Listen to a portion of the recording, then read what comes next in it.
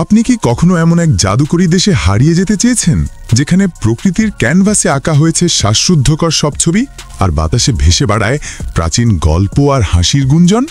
আজ আমরা ডুব দিতে চলেছি নিউজিল্যান্ডের মায়াবী জগতে।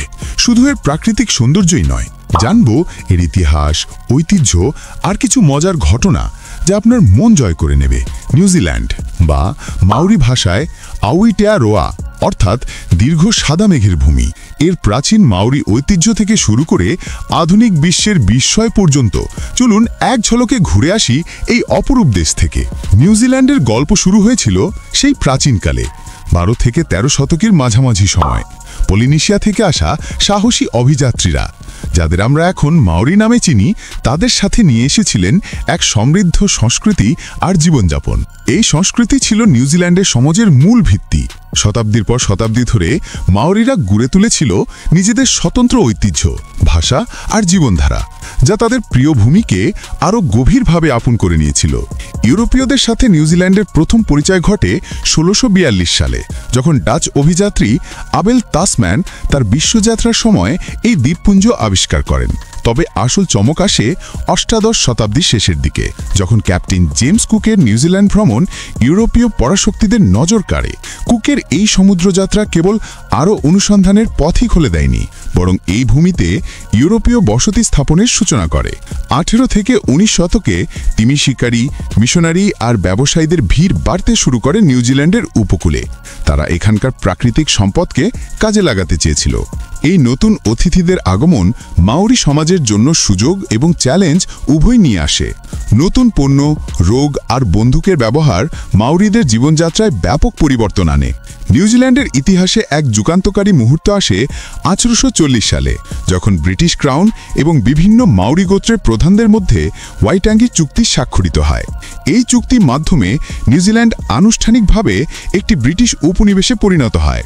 1840 ও 50-এর দশকে ঔপনিবেশিক সরকার গঠিত হলেও ব্রিটিশদের সাথে মাউরিদের মধ্যে ক্রমাগত দ্বন্দ্ব লেগেই ছিল।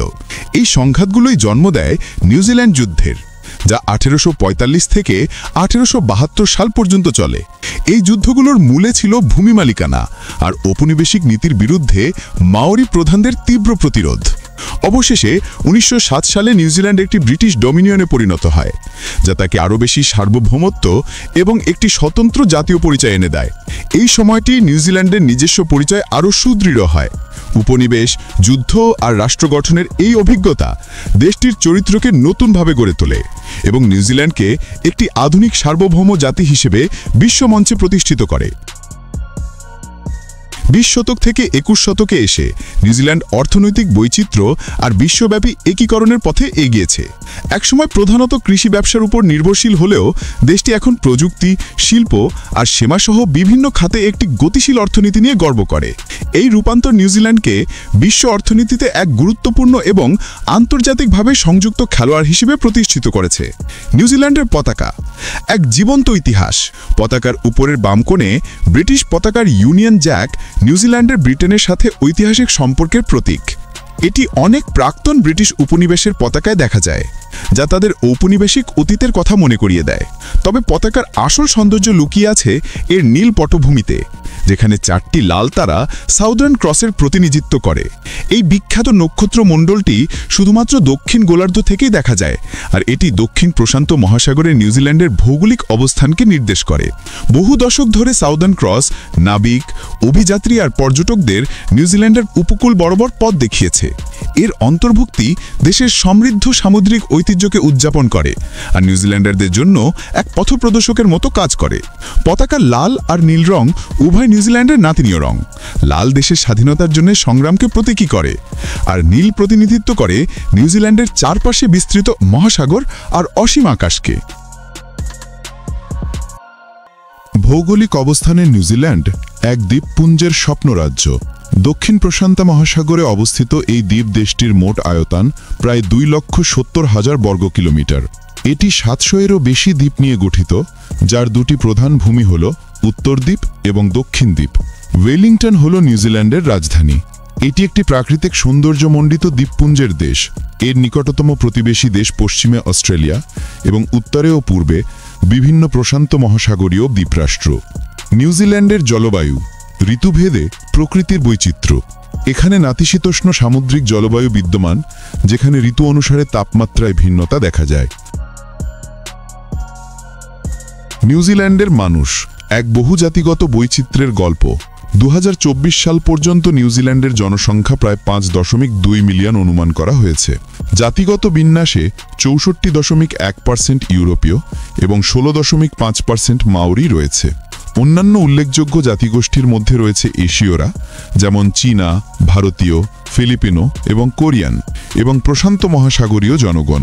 প্রায় 1% মানুষ নিজেদেরকে সহজভাবে নিউজিল্যান্ডার হিসেবে চিহ্নিত করে।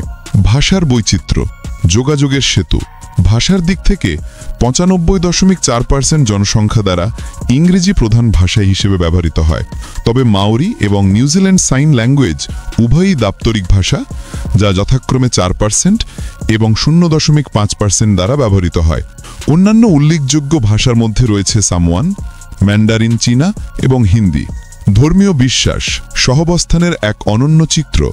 নিউজিল্যান্ড একটি প্রধানত খ্রিস্টিয়ান দেশ, যেখানে 37.3% মানুষ নিজেদেরকে বিভিন্ন উপাধিসহ খ্রিস্টিয়ান হিসেবে চিহ্নিত করে, যেমন অ্যাংলিকান, ক্যাথলিক, প্রেসবিটেরিয়ান এবং মেথডিস্ট। তবে প্রায় 48.6% মানুষ নিজেদেরকে কোনো ধর্মীয় সম্পর্কহীন হিসেবে চিহ্নিত করে। অন্যান্য বিদ্যমান ধর্মের মধ্যে 2.7% হিন্দু ধর্ম, 1.3% বৌদ্ধ ধর্ম এবং 1.3% ইসলাম অন্তর্ভুক্ত। নিউজিল্যান্ডের তারকা, বিশ্বমঞ্চে প্রতিভার ছোঁয়া। নিউজিল্যান্ড চলচ্চিত্র, সঙ্গীত, কমেডি এবং বিনোদনে বিশ্বজুড়ে অসাধারণ প্রতিভা তৈরি করেছে। আজ আমরা কিছু মহান নিউজিল্যান্ডারদের দিকে নজর দেব, যারা নিউজিল্যান্ডের স্বতন্ত্র সংস্কৃতিকে বিশ্বমঞ্চে নিয়ে এসেছেন এবং উদযাপন করেছেন। পিটার জ্যাকসন, কল্পনার জাদুকর। পিটার জ্যাকসন আমাদের সময়ের সবচেয়ে প্রভাবশালী চলচ্চিত্র নির্মাতাদের মধ্যে একজন। তিনি দ্য লর্ড অব দ্য রিংসের মতো একটি মহাকাব্যিক চলচ্চিত্র সিরিজ তৈরি করেছেন, যা উদ্ভাবনী ভিজুয়াল এফেক্ট এবং স্টোরি টেলিং দিয়ে চলচ্চিত্র জগতে বিপ্লব ঘটিয়েছে। লর্ড, সঙ্গীতের নতুন রানী। মাত্র 16 বছর বয়সে লর্ড, যিনি এলা ইয়ালিচ ও কনার নামেও পরিচিত, 2013 সালে তার প্রথম অ্যালবাম পিওর হিরোইন এবং হিট একক রয়্যালস দিয়ে সঙ্গীত জগতে ঝড় তুলেছিলেন। এরপর থেকে লর্ড মেলোড্রামার মতো সমালোচকদের দ্বারা প্রশংসিত অ্যালবাম প্রকাশ করেছেন। টাইকা ওয়াইটিটি, হাস্যরসের প্রতিভাবান নির্মাতা।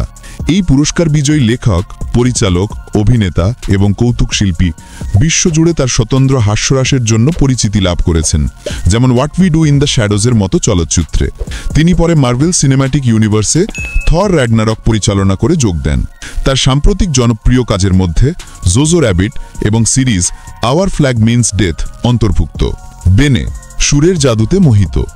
যদিও নিউজিল্যান্ডে জন্মগ্রহণ করেননি, বেনে নিউজিল্যান্ডের সঙ্গীত শখে ব্যাপক অবদান রেখেছেন।